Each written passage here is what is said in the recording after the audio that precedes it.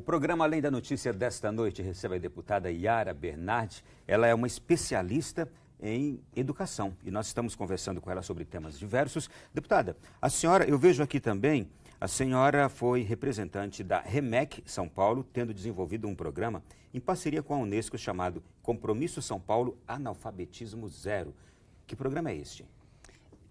Você falou REMEC, é a representação do Ministério da Educação que nós tínhamos em São Paulo. O ministro Haddad, na época, me nomeou para ser representante do MEC, do Ministério da Educação no Estado de São Paulo, para fazer as parcerias com os municípios. E lá nós notamos, isso é uma realidade brasileira, que muitas vezes as prefeituras que têm as redes municipais de ensino, elas não tinham nenhuma preocupação ou sensibilização com relação aos analfabetos. Colocar as crianças na escola é lei. Garantir a vaga da educação infantil, do fundamental, do médio é lei. E os adultos que nunca tiveram a oportunidade de aprender? Que é esta questão histórica que nós discutimos aqui, que o Brasil não tinha preocupação de oferecer educação básica para todos os brasileiros. Então, nós fizemos toda uma campanha de sensibilização no estado de São Paulo, que é o estado mais importante do país, que deveria ter o melhor orçamento. Não deveríamos ter analfabetos. E nós tínhamos mais de 1 milhão de analfabetos em São Paulo, nesta época que começamos essa discussão em 2007, 2008, 2009. Percorremos todo o estado, propondo parcerias, propondo a sensibilização das prefeituras. Às vezes a gente perguntava assim, mas vocês têm programas aqui na cidade para atender os analfabetos adultos? Sim, claro. Quantos alunos? 20, 25. Se fosse fazer a conta, sem contar aqueles que iriam falecer de adultos, levava 300, 400 anos para acabar com o analfabetismo, segundo os indicadores daquela cidade. E fizemos essa campanha de sensibilização, que depois se tornaram programas nacionais, né? Programas nacionais do Ministério, assumidos pelo Ministério da Educação, para que os adultos que nunca tiveram oportunidade da escola pudessem estudar. Bom, o programa Compromisso São Paulo Analfabetismo Zero... Zero... as prefeituras assumiam conosco e recebiam treinamento, formação para seus professores, para que assumissem esse compromisso de acabar com o analfabetismo na sua cidade, irem atrás dos analfabetos, oferecerem programas corretos, que os professores tivessem informação e salário para isso. Naturalmente, esse programa continua. Continua como meta nacional agora. Para nós temos em São Paulo esse nome, São Paulo, Compromisso São Paulo Analfabetismo Zero, porque era um compromisso do Estado de São Paulo, que simplesmente ignorava e não reconhecia a existência de, às vezes, em cidades, até 20% da população adulta analfabeta. Hoje o programa está espalhado no Brasil todo? Hoje são metas Meta do MEC. Do Ministério da Educação, como parcerias, como uma secretaria especializada para isto, formação de professores. Então, eu imagino... Mas falta muita sensibilização. Muitas vezes as prefeituras procuram ignorar esse problema. Eu imagino que agora estamos sendo assistidos por pessoas que já são beneficiadas por esse programa. E em muitas cidades brasileiras que a gente agora é assistido também. Quem pode oferecer numa cidade? A rede estadual do ensino, as redes municipais que fazem programas próprios, usam metodologias próprias, mas essa não era uma preocupação das redes municipais. Deputada, se hoje há alguma cidade que não oferece esse programa, o que o cidadão ou até mesmo uma autoridade dessa cidade que agora nos assiste pode propor, pode pedir? O Ministério da Educação fornece essas parcerias hoje. Material didático, que não tínhamos. Material didático, usava livro de criancinha para ensinar adulto. Metodologia completamente diferente. O adulto passou por experiências de vida fantásticas. Muitas vezes não aprendeu por causa das várias tentativas de fracasso com métodos errados. Aí o cidadão acha que nunca ia aprender. Todos podem aprender. Chegamos a essa conclusão toda que todos podem aprender.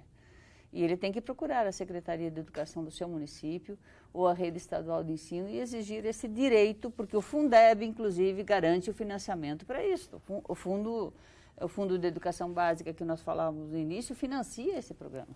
Muito bem. Deputada Yara Bernardi, nós estamos no começo de ano letivo, a gente já começa a ouvir rumores. Eu escutei esses dias uma pessoa dizer assim, olha, os professores já estão ameaçando entrar em greve.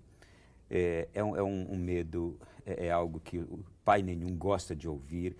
Em que situação e por que nós ainda sofremos com as greves dos professores no país? Olha, após o Fundeb, nós garantimos também um piso por lei, o piso salarial nacional para os professores. Os professores que ganham menos hoje, eu queria destacar isso, são aqueles que eu julgo que têm a maior importância no processo educacional, que são os professores alfabetizadores. Que muitas vezes o prefeito chama as minhas professorinhas.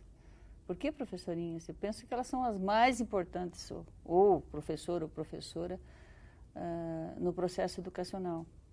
Inclusive, o Ministério da Educação hoje tem um programa, Alfabetização na Idade Certa, que o ministro Mercadante destacou aos nossos prefeitos, de não se admitir que uma criança, entrando aos 6 anos hoje, aos 7, aos 8, ela não esteja ainda alfabetizada. A presidenta Dilma apresentou esse ano o Brasil Carinhoso, para tratar em conjunto a família, os pais, as crianças. E eu pensaria num Brasil carinhoso para os professores, viu? Que os pais fossem carinhosos com seus professores, os governos estaduais, os governos municipais, porque os salários ainda são muito baixos e as condições de ensino não são a contento. Muitas vezes os professores sofrem atos de violência, os pais não acompanham a vida do estudante, nem sabem o que acontece na escola. E os professores ainda hoje, mesmo com o piso salarial nacional, que foi uma garantia, que ele não ganhasse menos que hoje, perto de R$ 1.500 por 40 horas, esse piso em muitas cidades, em muitos estados brasileiros, ainda não está sendo cumprido. E nós tínhamos que ter uma equiparação desse salário com outros profissionais de uma prefeitura. Dou um exemplo prático. Um advogado, um engenheiro, um médico não trabalharia numa prefeitura pelo salário que ganha um professor. E ninguém seria médico, nem engenheiro, nem qualquer outra coisa se não tivesse passado pelos professores, pelo sistema educacional. Então, esse profissional precisa ser valorizado neste país. E isto não é uma tarefa só do Ministério da Educação, porque o Ministério da Educação oferece inúmeros projetos e recursos e parcerias para as redes que são municipais e de responsabilidade de um prefeito e de uma prefeita. Oferece recursos e parcerias para um governo estadual que tem responsabilidade pela sua rede estadual de ensino. Muitas vezes, por que o ministro da Educação não faz nada, na cidade tal está em greve? Porque ali tem um responsável pela nossa Constituição, por determinadas fases de ensino.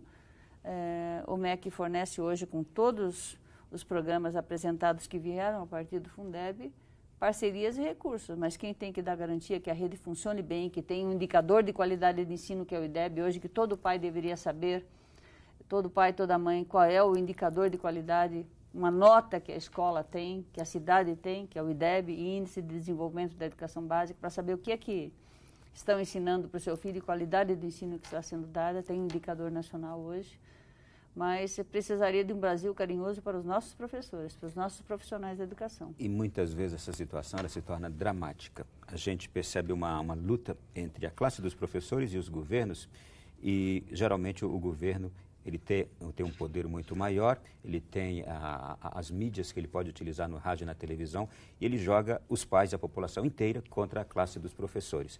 Quando os professores eles estão pedindo aquilo que a senhora acabou de nos dizer que é muito justo, uma equiparação salarial com outros níveis de formação como o dele. Sim. E mencionada aqui... Vamos tratar minha professorinha. Por que minha professorinha? Alguém fala meu médicozinho, meu engenheirozinho na prefeitura? Por que as professorinhas são tratadas desse jeito? E nas redes municipais, principalmente, que é de responsabilidade de uma prefeitura, os primeiros anos da alfabetização, esse profissional que é alfabetizador aos 6, aos 7, aos 8 anos, é aquele que tem o menor salário. E eu acho que deveria ser o melhor, que teria melhor valorização. Hoje o MEC oferece esse programa que faz parcerias e que não se admita, que os pais não admitam, que a rede... que a sociedade não admita que uma criança passe para a escola e não se alfabetize. Deputada, a gente sabe que para uma educação de base, de qualidade, que vai ser ali uma estrutura sólida para toda a formação do indivíduo, são necessários muitos fatores. Mas um desses fatores seria, por exemplo, este incentivo e esta valorização do professor, como a senhora está nos dizendo aqui, que é muito desvalorizada já desde a sua fase inicial. Aí estaria um dos fatores principais da construção de uma boa educação de qualidade já na base? A valorização é como um todo. A questão do salário é um dos pontos. Mas hoje, um país capitalista como o nosso, como qualquer outro país do mundo, a valorização do profissional se dá pelo que ele ganha também. Uhum. Às vezes o professor é humilhado porque o menino e é um drama hoje a questão da droga, do crack. Eu escutei depoimentos de professores, um exemplo do que aconteceu na minha cidade, eu ouvi de um professor, que ele tentava, com um artigo de jornal, com indicadores, mostrar para os alunos o quanto eles melhorariam de vida se eles terminassem o fundamental, se eles terminassem o médio, se eles chegassem no ensino superior. E um professor me contou, na cidade de Sorocaba, que ouviu de um aluno, o chefe lá das bocas de tráfico é analfabeto e ganha muito mais que a senhora. Esse é um drama seríssimo hoje, que tem que haver envolvimento de todas as instâncias de governo e da sociedade com relação à droga, com relação às crianças e jovens que abandonam a escola para outras áreas, para o vício, são cooptados pelo narcotráfico, pelo crack. E a escola tem que ser esta grande oportunidade do estudante, do aluno, do menino, da menina, se colocar na vida. De convencer que a educação vai melhorar a vida dele. É importante destacar que este professor da base, ele, não sendo bem remunerado... Você imagina esse professor ouvindo isso? Sim. Não, imagina um professor da base que é tão importante, a senhora nos traz aqui esse relato, esse testemunho, de que ele é tão importante e ele não sendo bem remunerado e tendo outras oportunidades, ele escapa para outras profissões. Ouvindo do aluno que o gerente do tráfico ali ganha muito mais do que ele, né, e é analfabeto? E aí onde é que nós vamos encontrar os bons professores para esta parte do ensino fundamental? Você falou de salário e a valorização como um todo.